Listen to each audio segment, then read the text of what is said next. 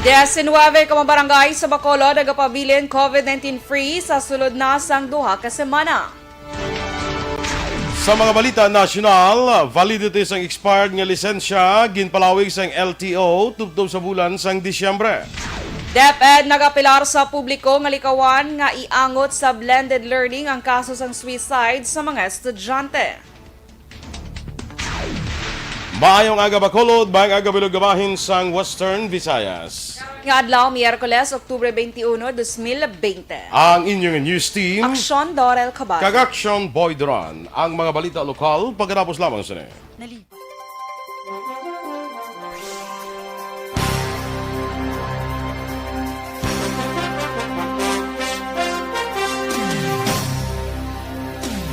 Dorel, Aksyon Doors, maayong aga. Yes, good morning, Action Boy. You're beautiful in black. I thank you. And you're you're- handsome in blue.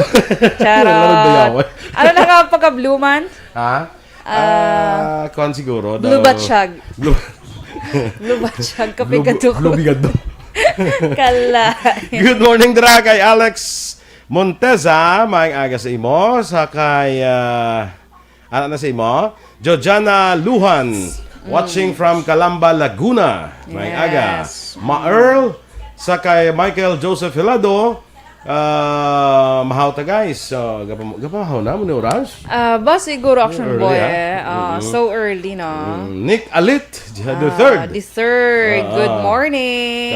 Action Blooming, may mga ganyan, no? Action Yes. Pretty, Action Beautiful, Action Yes. Gorgeous. May mga sugpon-sugpon video para do ka lawig-lawig manggawa ira kinatay. Madeline Jude Hordan, good morning man. Sige, yan, ay. Kay Glycia Avlas, good morning. Dara sa may Vancouver, Canada ni siya, Action Boy. Good morning. May dadaga pamati. Kay Evsmart Salcedo at Adeo Salcedo, good morning ma'am.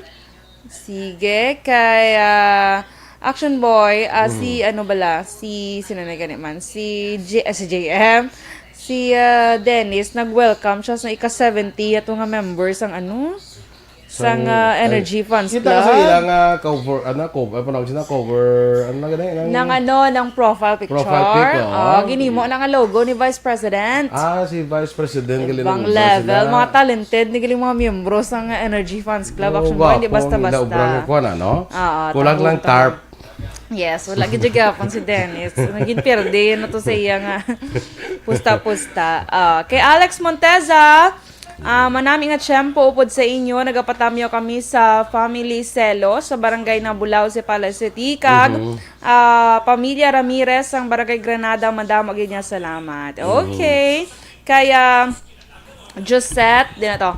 Josette Magua de los Reyes, good morning sa tanan. Kay Bert Herapusco Caraballo, good AM Action Boy and Dorel, monitor kami di sa Hutuda Handumanan. Kay Miss Eb Smart Salcedo, good morning Action Radio, Tito Boy, kagday Dorel Cabato, monitor kami di sa may Tanza, Cavite.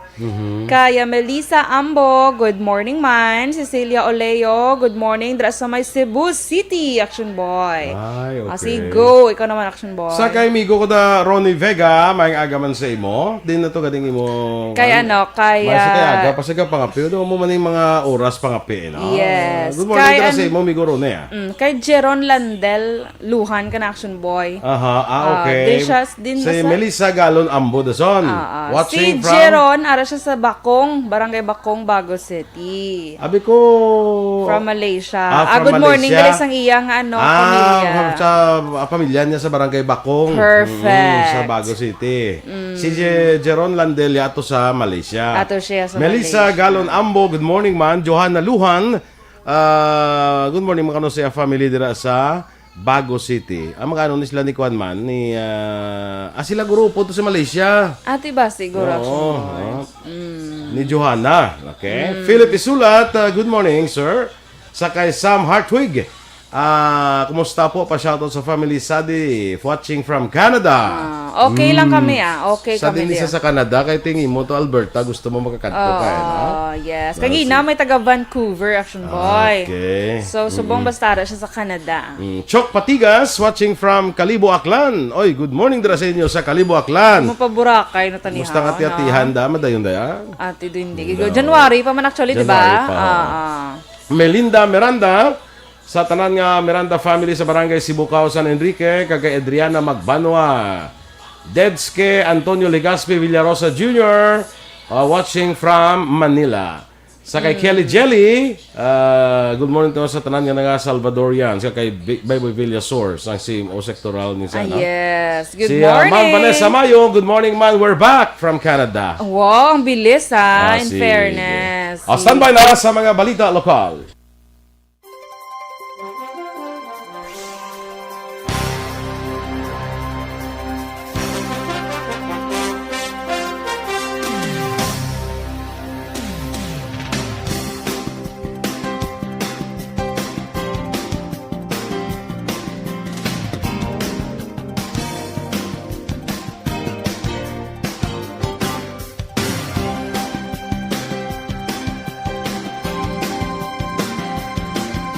Bayan, Numero 1.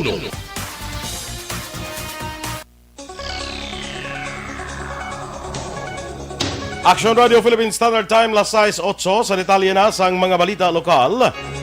Gubagid ang 5 ka mga balay kag daycare center sa sitio Pasentra, Barangay Minapasok, Banwasang Calatrava.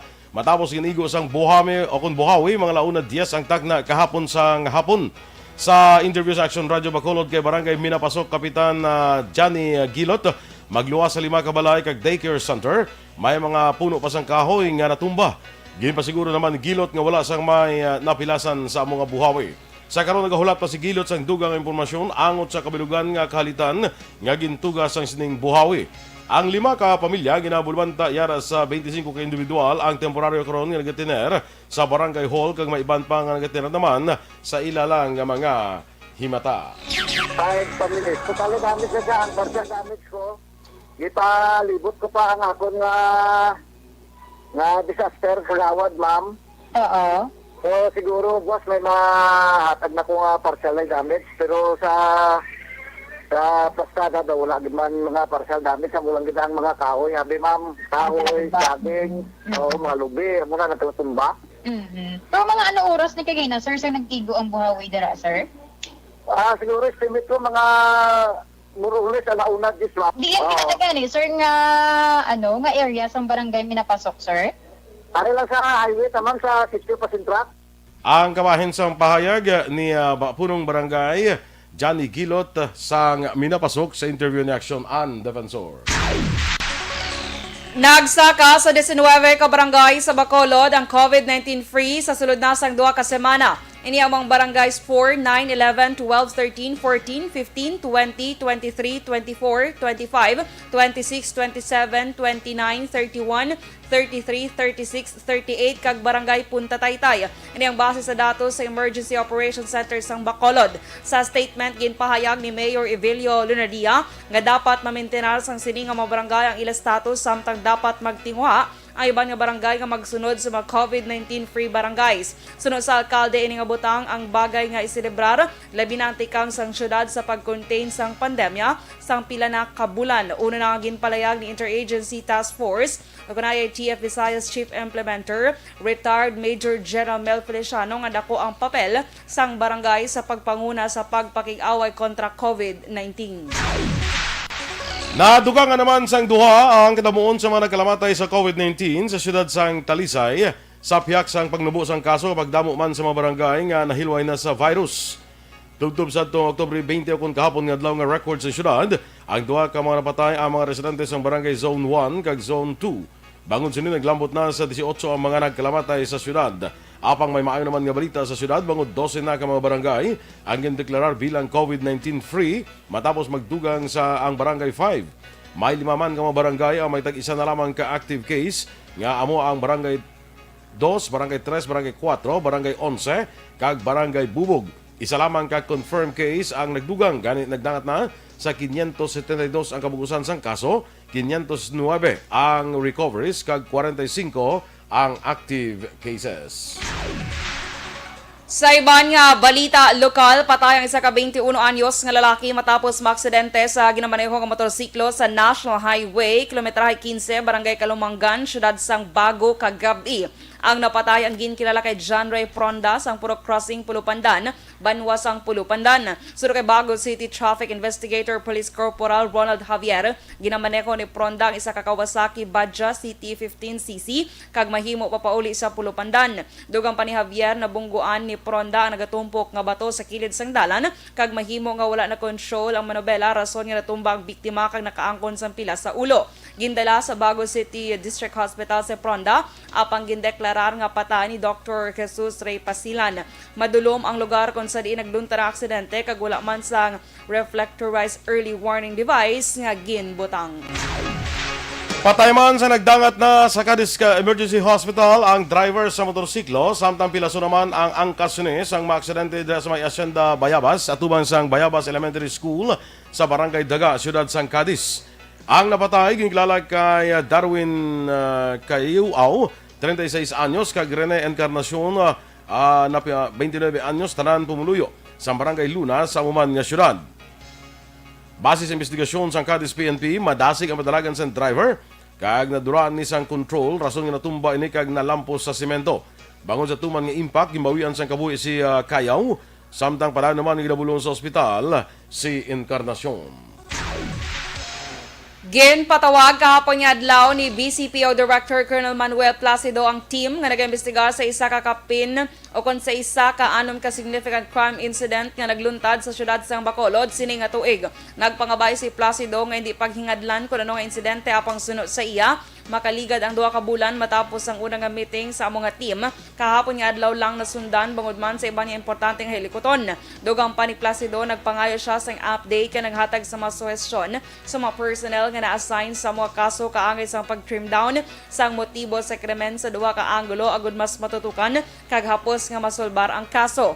Iya man ginpalayag nga lauman na sa mga personnel ang sunod-sunod nga pagpatawag sang pagsinapol angot sa among nga krimen. Madumduman una ginpalayag ni Placido nga iya backtrack kag tun-an ang mga unsolved cases sa syudad agud mahatagan sa hustisya ang mga biktima. Samtang nagdangat sa 20 ang ginisyuhan sang ticket sa Negros Occidental Highway Patrol Group sa ilang inspection sa Circumferential Road sa siyudad sa Bacolod kag sa mga dalanon padulo sa Banwas ang Ibi Magalona kahapon nga adlaw. Suno kay Negros Occidental HPG Chief Police Captain Robelito Mariano, madamo sa mga isyuhan sang ticket ang mga truck nga kargado sang tubo nga nagaparada sa kilid sang dalan kag wala sang early warning devices. Duha pa ni Mariano may mga truckman nga kabus o kun wala sang canvas cover nga ginhatagan man sa penalidad. Ginkumpirmar man ni Mariano nga mayara pa mga driver kag pasahero sang mga naglain-lain nga di pasahero nga salakyan ang wala nagasuksok sang face shield kag face mask. Suno kay Mariano nga kung hindi lang malayan ang panahon kahapon, mahimo nga mas madamo pa sila sang mga naisyuhan sang ticket. Nagpanumdum naman si Mariano sa mga motorista nga sundon lang ang mga lahi sa dalanon agud malikawan ang aksidente. Arestado naman ang isa ka lalaki matapos ginserbe ang 2 ka mga warrant of arrest batok sa iya kagabi sa Barangay 40, Siyudad sang Bacolod. Ang nadakpan ang ginkilala kay Reneo Borca, 35 anyos kag tumandok sang Purok Rio Vista, Barangay Takuling, Siyudad sang Bacolod. Suno kay Police Station 6 Commander Police Major Ramel Sarona, sang ginserbe ang warrant of arrest batok kay Borca nagtuyo pa ini nga magpalagyo. Ang ini nga mga warrant of arrest ang may angot sa kaso nga paglapas sa lahi nga nagadumili sa paghupot sa illegal nga droga kag drug paraphernalia. Nakuha man sa posisyon ni Borca ang isa ka sachet sang ginasuspetsuhan shabu nga nagabalor sang 12,000 pesos kay isa man ka improvised tutor. Preso karon si Borca sa custodial facility sang Police Station 6. Aksyon Radio Philippines Standard Time, las 6:15. Kag sa ato naman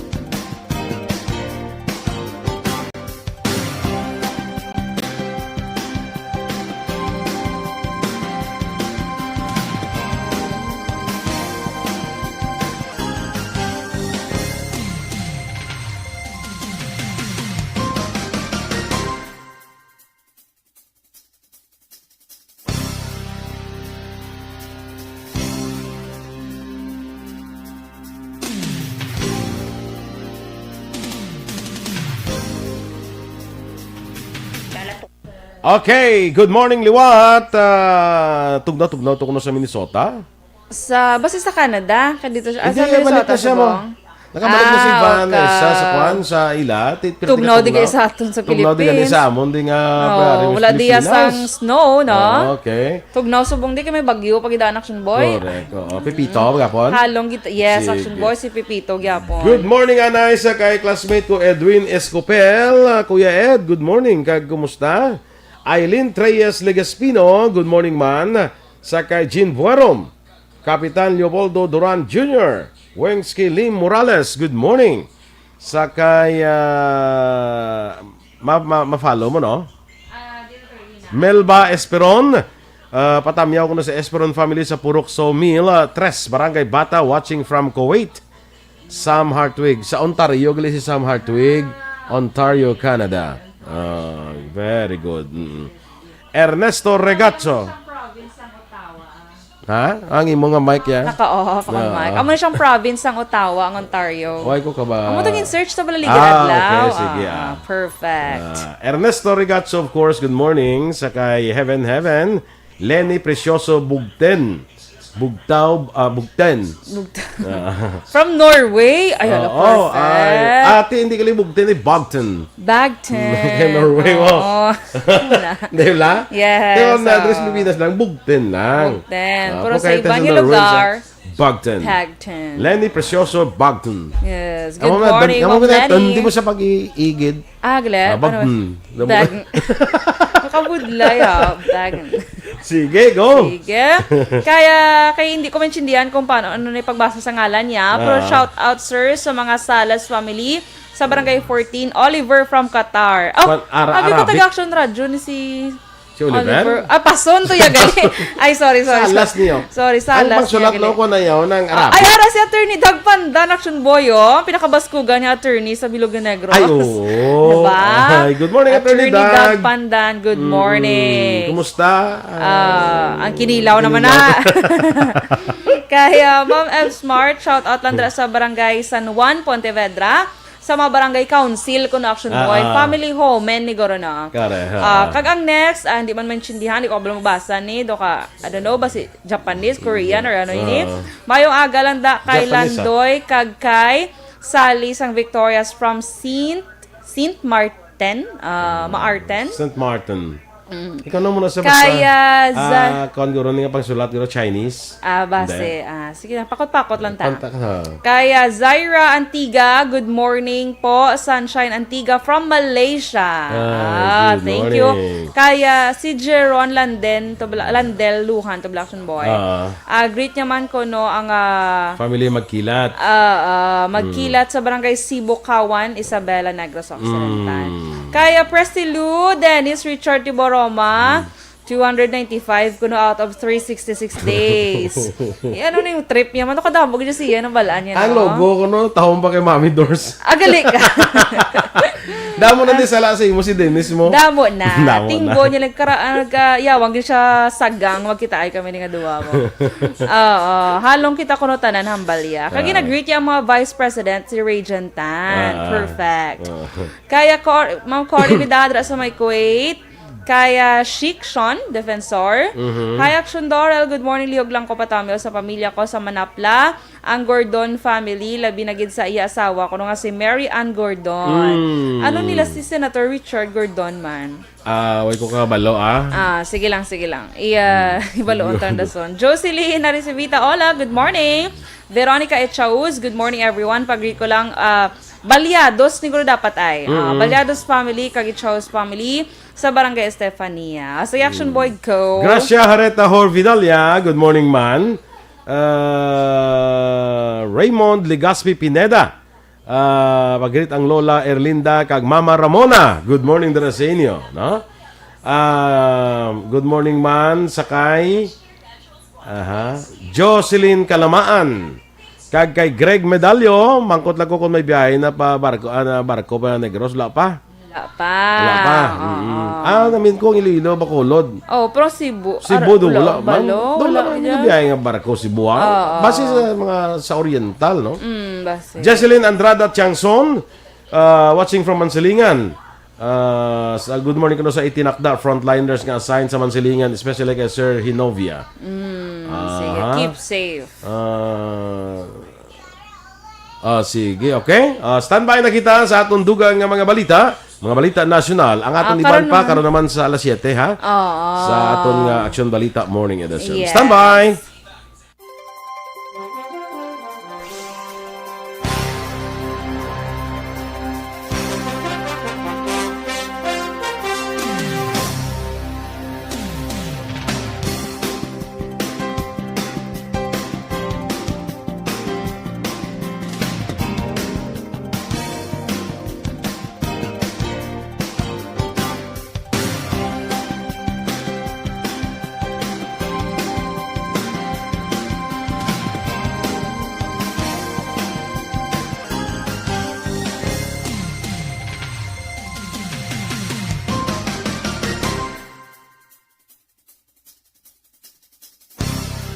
Numero 1.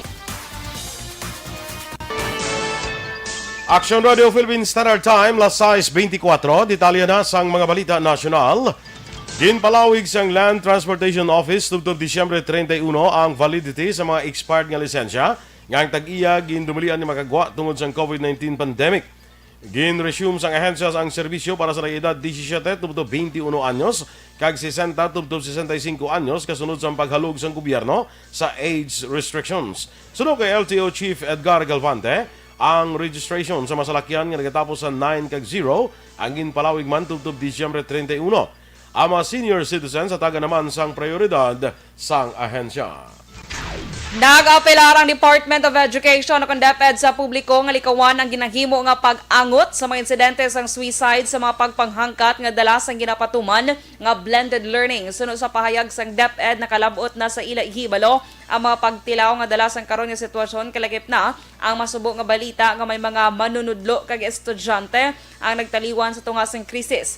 Ginpahayag sang DepEd nga tuman sila nga nagakasubo kag nagpalabot sang pagpakig-unong ang ahensya sa mga nabiling nga pamilya. Ginasiguro sang DepEd nga padayon nga magapakig-angot ang field offices sini sa mga pamilya nga nabilin agud magpalabot sang gilayon nga bulig kag suporta. Hingyo sang DepEd sa publiko nga respetohon ang pribado nga pangabuhi sang pamilya nga nabilin. Panawagan sang DepEd nga untaton ang pagkonekta sa mga insidente sang suicide sa mga module o distance learning. 7 kabulan matapos ang aksidente kag nakoma, nagdaliwa na si Anay PNP Controllership Chief Major General Jovic Ramos, ang police official nga nalakip sa naghugpaas nga PNP Bell 429 chopper sa Laguna sa tong Marso. Iniagin kumpirmar mismo ni Philippine National Police Spokesperson Colonel Ismail Yu. Sakay man sa nasambit nga chopper si Anay PNP Chief Archie Francisco Gamboa kay iban pa nga mga opisyal. Nagpalambot naman sang pagpagigunong ang PNP sa nabilin nga pamilya ni Ramos. Sa panahon sa pagpamuno ng Gamboa kag Anay PNP Chief Oscar Albayalde, nagserbi bilang Director for Controllership si Ramos. Ini siya ang miyembro sa PMA sinagtala class of 1986. Ginrekomenda sang Fact-Finding Committee sang Bureau of Immigration ang pagpasaka sang kaso administratibo batok sa ila personnel nga ginaangot sa Pastilla Scheme. Sunod kay BI Deputy Commissioner Tobias Javier, kaso nga conduct prejudicial to the best interest of the service kag grave misconduct ang ginarekomendar nga kaso. Dugang pa ni Javier ang tanan nga respondents ginpatawag sa tuyo nga pasabton sa alegasyon ni Alison Chong. Una ginbulgar ni Chong ang mga ngalan sang BI executives nga ginalegarin bobado sa bribery scheme nga nagtugot sa mahapos nga pagsulod sa mga Chinese high rollers kag offshore gaming workers sa Pilipinas nga wala nagaagi sa hustong immigration process. Sunod kay BI Commissioner Jaime Morente, ang rekomendasyon ginpasa na sa kay Justice Secretary Menardo Guevara. Ginpanghiwala naman sa kinalegar leader sang Pastillas Group nga si Ana Immigration Port Operations Division Chief Mark Red Marinas nga may koneksyon siya sa Office of the Ombudsman. Sa pagpadayon sa Senate Committee on Women's Investigation sa isyu sang Pastillas Scheme, ginpamangkot ni Senator Risa Hontiveros si Marinas kung matunang akusasyon sang whistleblower nga si Jeffrey Dale Ignacio nga may kilala ini sa Ombudsman. Sunod kay Marinas, hindi ini matuod tungod halin sadto wala siya nagakadto sa Office of the Ombudsman. Samtang ginako ni Marinas nga nakikita siya sa iban pang personnel sa immigration nga ang ginakusahan sa Pastillas Scheme sa September 8, apang ginklaro nga ini isa ka special meeting kag indi sa Ombudsman tungod kaupod niya diri amo ang iya sini nga mga abyan. Sunod naman kay NBI Special Action Unit Chief Emetrio Dongalio Jr., ang investigasyon nagapadayon agud ma-verify ang report. Kag sa katapusan nga balita national, naka-record ang Pilipinas sa 1,640 ka bag-o nga COVID-19 cases. Sunod sa DOH, bangod sini nagsaka sa 360,775 ang total COVID-19 cases sa pungsod. Pinakamadamong bago ang kaso ang na-report sa Cavite kag Quezon nga may 86, Batangas nga may 69, Bulacan nga may 62 kag Manila City nga may 61. Napaslawan naman nga makasumiter sang datos ang 15 ka mga laboratorio sa pungsod. Sunod sa DOH, nagdangat na sa 310,642 ang total recoveries matapos may duga nga 369 ang nag-ayo sa balatian.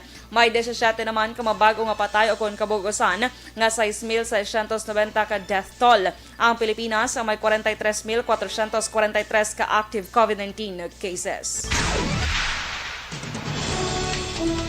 Inyo ginamatian ang aton mga balita diri sa Aksyon, Balitang Bayan Numero 1.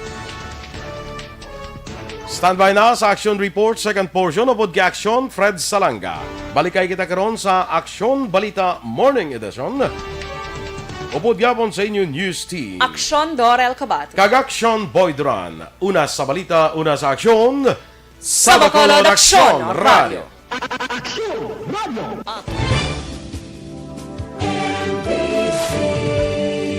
Manila Broadcasting Company. Sa balita, komentaryo, isyu, serbisyo publiko. Sa Bacolod, Aksyon Radio.